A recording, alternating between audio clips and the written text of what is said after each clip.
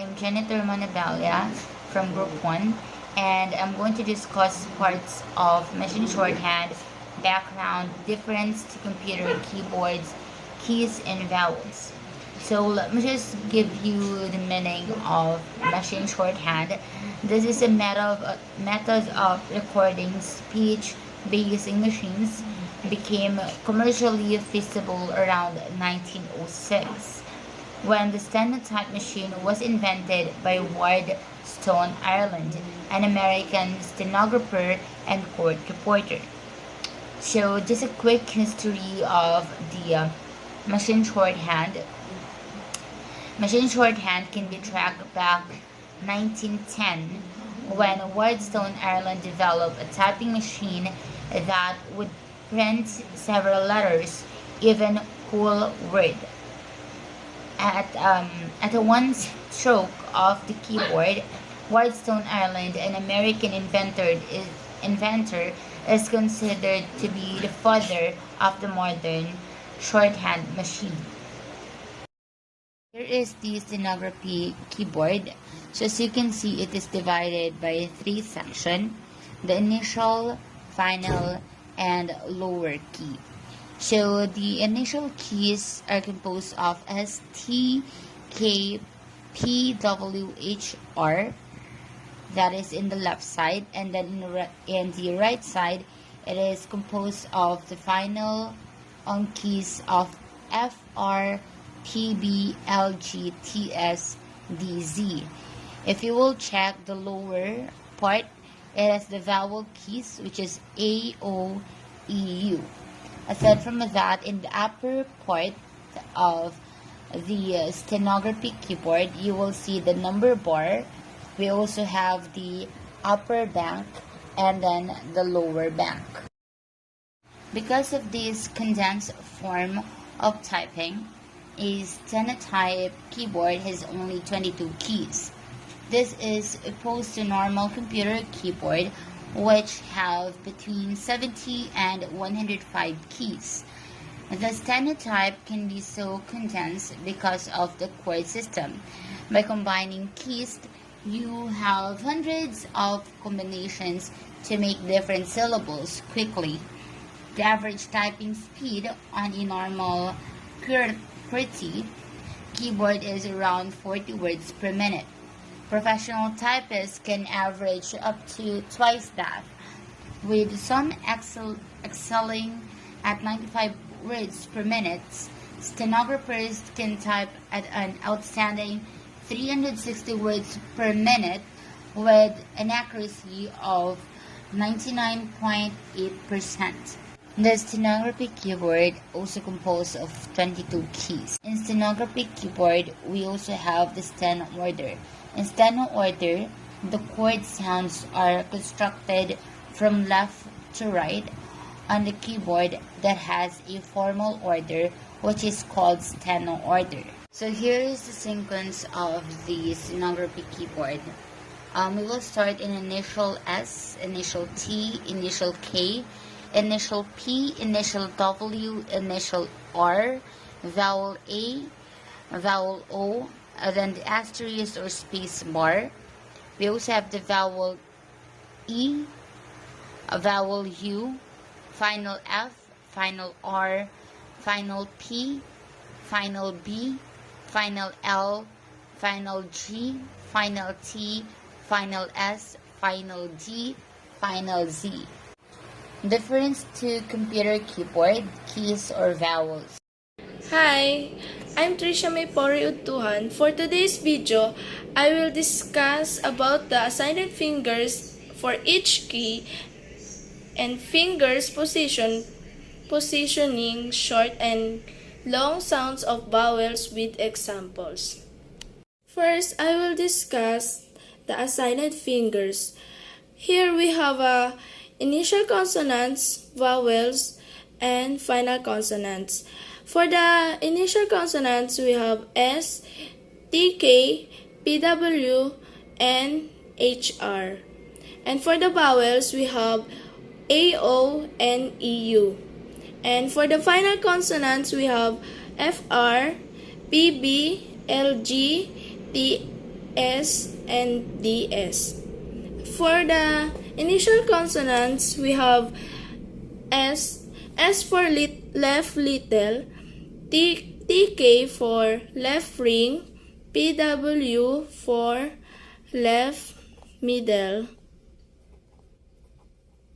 and HR for left index. And for the vowels, AO is left assigned finger for left thumb, and EU is for right thumb.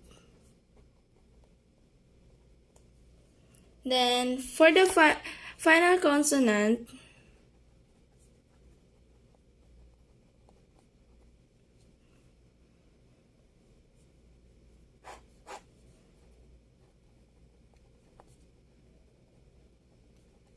we have FR for right index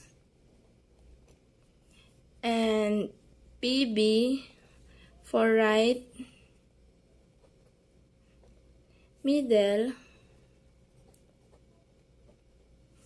and LG for right ring and DS for right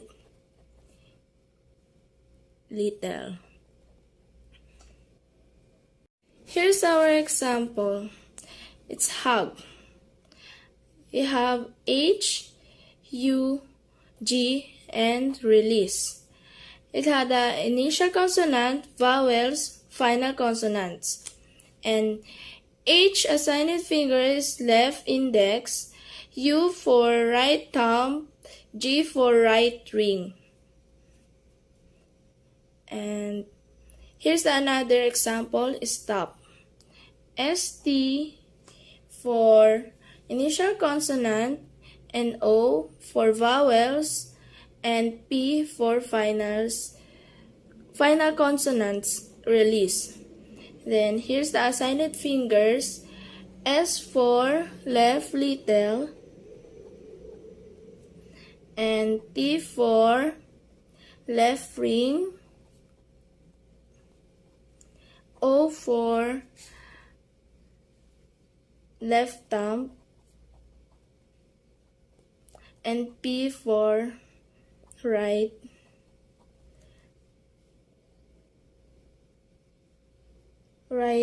ring, a middle. After we discuss the assigned finger and the case positioning, let's proceed to short and long sounds. Here in the short sounds, we have short A, short O, short E, short U, and EU for the keyword I. Here's the example for short A, rat. Rat, R for the beginning, A for the vowel, T for the ending, then release. Then here's the assigning finger for the rat, word rat. R for the left index, A for the left thumb, T for the right little. And O, we have an example word. O for the beginning letter, and O for the vowel, RD for the ending. W for the assigning finger are left index, O is left thumb, and R for the right index, and D for right little. Next, we have another example for E, short E, set. S, E, T, release. S for left little, E for right thumb, and T for right little. And U, short U, we have cup. Here, we don't have cup, but we have supposed to be K. Same sound. We can use K if without, because in machine shorthand there's no C. Assign letter C. Then KUP, beginning vowel and ending. Here's the assigning letter K, left ring, U for right thumb, and P for right middle.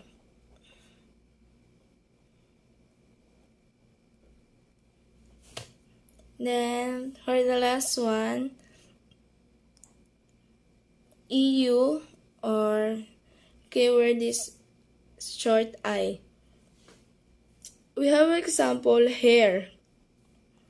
H, beginning letter EU and R, release.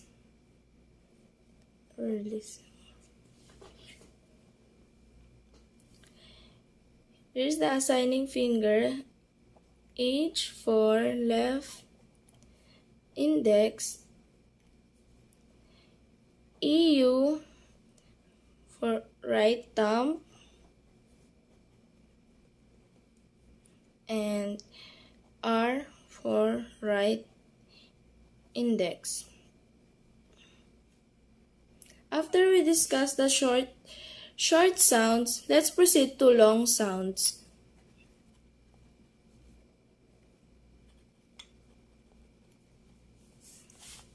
Here we have a key. The keyword is assigned. Long A assigned for A, EU, and E for AOE,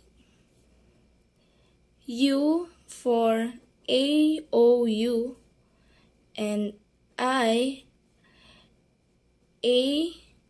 AOEU. And for letter AOEU. And for letter O, we have OE. Here's the example for long A. Day. Here we have TH for the beginning and vowels E, keyword E, AEU, release. Then here's the assigning letter at the assigning fingers. T for left ring, H for left index,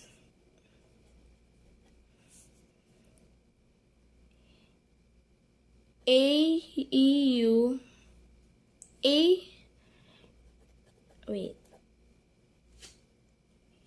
A for left thumb, and EU for right thumb.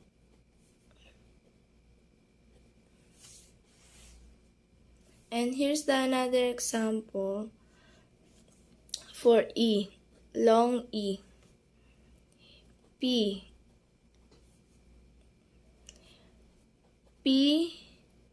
AOE, release. And P for the beginning letter, left middle, and A, O, left thumb, and E for the right thumb. Next is U, cube. As I said before, we don't have C, but we have K. We can use K. A, K, O, U, B, release. Here's the assigning fingers. K for left ring, and O for left thumb, and E for the right thumb, and B for the right thumb, and middle. Then let's proceed to long O. Here's a sample road.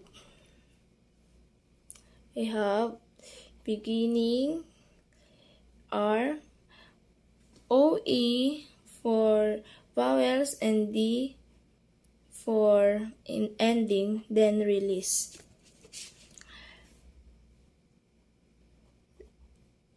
R for left thumb, left index, then O for left thumb, and A for right thumb, and D for right thumb. I write little. For the last, here's for long I. Kite. We have K, A, O, E, U, T, release. K for assigning fingers, left ring, A, O for left thumb, and E, U for right thumb, and T for right little.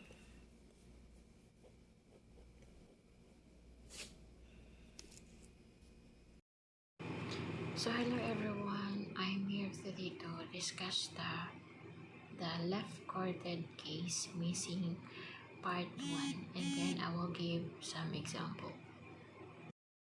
And as you can see, we have some photos there. That as you can see, I put some photos, photo keyboard there. The example and the explanation of the left chorded case missing case part 1. So I already write it because hindi kasi siya masyado makikita. So the chorded T S T K. So example, deal. So deal. So magiging deal na lang siya, TEL. So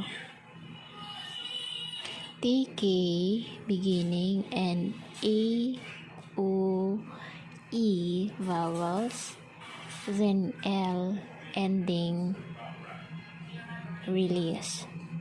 So yung TK kasi 'di ba hindi mo naman siya hindi mo naman type yung D, so ita-type mo yung T and K doon sa middle ng keyboard. Pag nakikita mo yung keyboard doon sa gitna mismo. So next is L, HR. So example is load. So hindi mo naman naririnig yung A, so magiging load lang siya, LOD. Then HR beginning OE vowels, then D. Sorry, I forgot the release. So yung HR is L, then yung OE. Bakit hindi natin makalagay yung O? Kasi siya, pag binasa mo siya kasi iba. So short O. Bali, ilalagay natin yung OE. So next is yung FTF. So example is flight. So hindi mo ika-cancel natin yung GH. So maging flat, parang ganon. So TP, HR beginning, and AOEU vowels, then T release.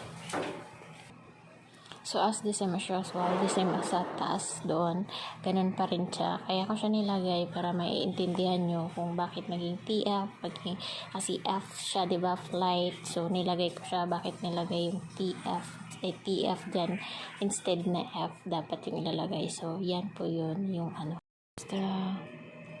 the example and the explanation of the left corded case missing case part 1. So I already write it because hindi kasi siya masyado makikita. So the corded TSTK. So example, deal. So deal. So magiging deal na lang siya, TEL. So TK beginning and AOE vowels, then L ending release. So yung TK kasi 'di ba hindi mo naman siya type yung D, so ita-type mo yung T and K doon sa middle ng keyboard. Pag nakikita mo yung keyboard doon sa gitna mismo. So next is LHR. So example is load. So hindi mo naman naririnig yung A, so magiging load lang siya, LOD.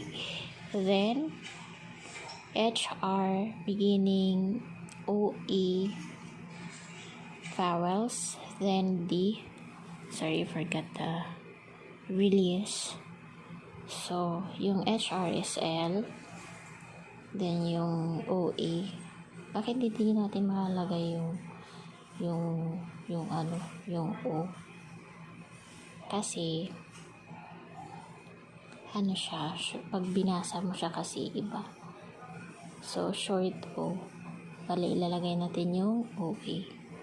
So next is yung FTF. So example is flight. So hindi mo ika-cancel natin yung GH. So maging flat, parang ganon. So TP, HR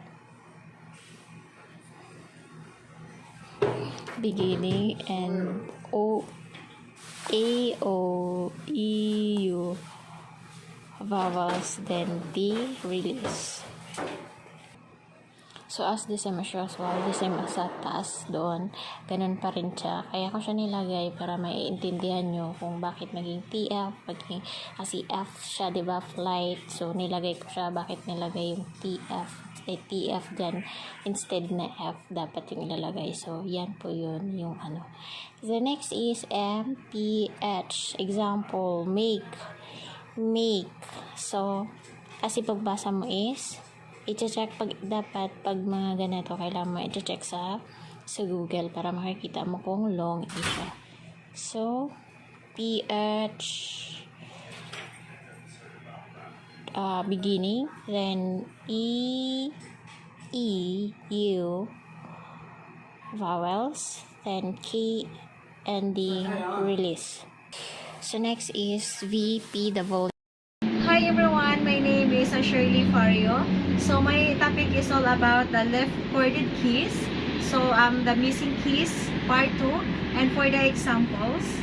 Alright, so for the examples, we are going to start with a letter N. So for the letter N, that's gonna be T, P, H. And one of those example will be nose.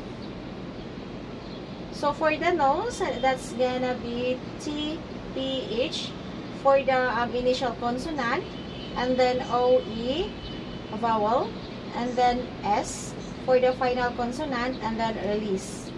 For the next example, that's gonna be letter Y. So for the letter Y, that will be key, W, R. So one of those example will be young. Alright, so for the young, that's gonna be key, W-R, initial consonant, and then A, O, U, vowels, and then for letter N, that's gonna be T, P, H, and final consonant will be letter G, and then release. So for the next example, that's gonna be letter G. So for the letter G, that's gonna be T, P, P, W. So one of those example will be goat.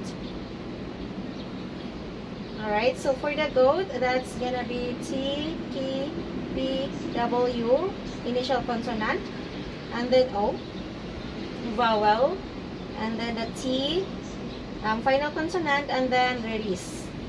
So for the next one, letter J.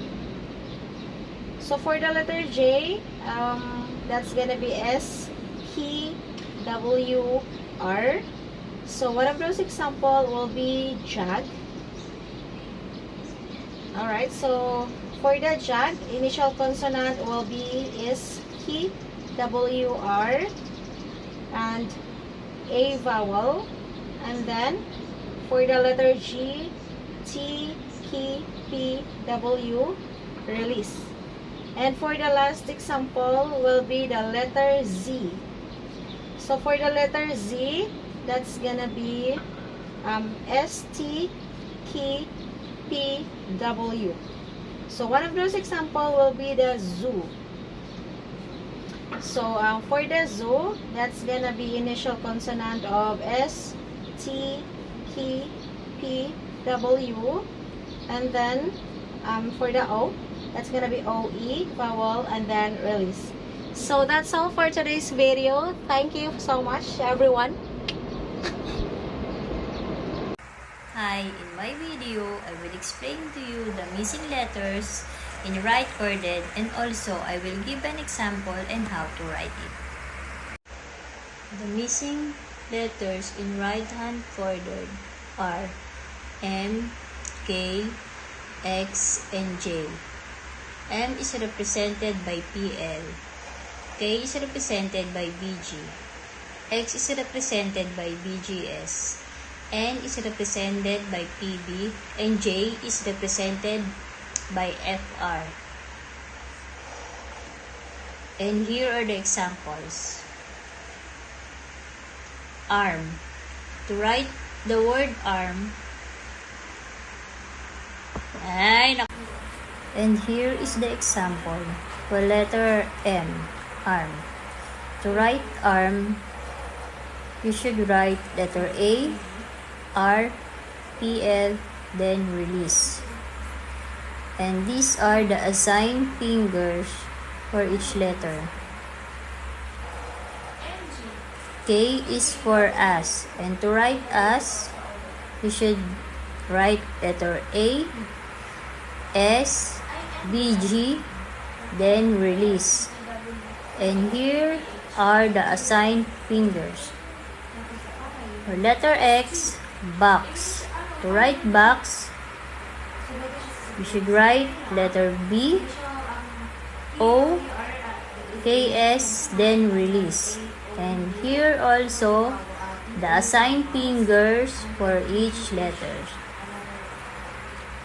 For letter J, the example word is touch. And to write touch, you should write letter T, letter A, P, L, B, G, then release.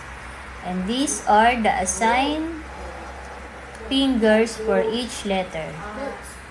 For letter N, the example word is can. To write can, you should write letter K, A, P, B, then release.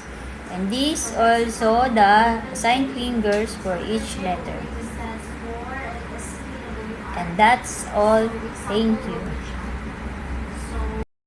Hi guys, my name is Larvel and Manlega and I'm going to tackle about the number assigned fingers. So, sa ibabaw ng letters natin dito sa keyboard machine is may mga numbers. Ito, 1, 2, 3, 4, 5, 0, 6, 7, 8, 9. So, hanggang 9 lang siya. So, on our keyboard, these keys are in the same place as on a steno machine and represented by the number keys which are just above the top row of the letters. So, sa steno natin, you can type multiple numbers in one stroke. So, but it needs to be in order. So, yung in order natin sa steno machine natin is to 1, 2, 3, 4, 5, 0, 6, 7, 8, 9. So, what if bigyan tayo ng 51, number 51. So, example natin is number 51. Hindi siya pwede i-encode mo yung number 51. Kasi mas malaki yung 5 kaysa sa 1. So, need natin i-invert. So, once mag-invert tayo, hindi letter I yung isulat, kundi yung shorthand no I. So, ano yung shorthand na I? Yun yung EU. So, yun ang shorthand sa I is EU. So, once magsulat tayo ng number, example, 51, ito, 51, dapat ang pagsulat ng 51 is 15 EU release. So, ganyan. Ganyan ang pag-invert sa 51. 15 EU release. So, example, 63. So, need siya maging 36 EU release. Ganyan ang pag-invert sa number natin sa steno machine. So, example naman, bigyan ka ng number na double, gagaya ng 44, 66, 33. So, hindi dapat double click yung 3. So, ganito yung pagsulat pag double. Example, 33, 44, 55. Ganito ang pagsulat. 3D, 4D, 5D, release. Hindi natin makakalimutan yung release. So, ganito. 33, 44, 55. So, type ka lang ng 3D, 4D, 5D. So, automatic na siya maging doble pag-click mo. So, example naman sa 0. Once hindi naman natin alam na bigyan tayo ng 600, 800 or 900 na numbers. So, example dyan, pag maging doble yung 0 mo, 600, 700, 800, hindi siya pwedeng i-click mo ng 600. So, ganito yung pag-click. 6Z, release, 7Z, release, 8Z, release. So, ganito. 600, 700, 800, ganito. 6Z, release, 7Z, release, 8Z, release. So, once na mag-click ka ng 6Z, release, automatic na siya maging 600. Kasi yung Z, ito yung meaning ng 0. Double 0. So, 600, 700, 800. So, yun ang double 0. So, magbigay ulit ako ng example. In all, inverted, double, tsaka 0. So, 92, 33. Example, 92, 33. So, need siya i-invert. Kasi, need mong hatiin yung 92 tsaka 33. Hindi dapat diretso. 92, tsaka 33. So, yung 92, mas malaki yung 9 kaysa sa 2. So, need natin siya i-invert.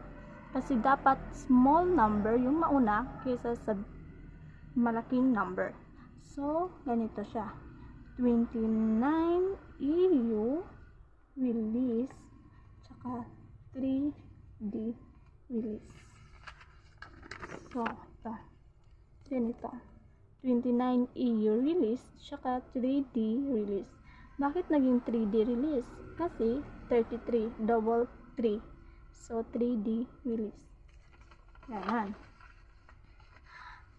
So, yan lang po yung topic ko. That's all po. Thank you.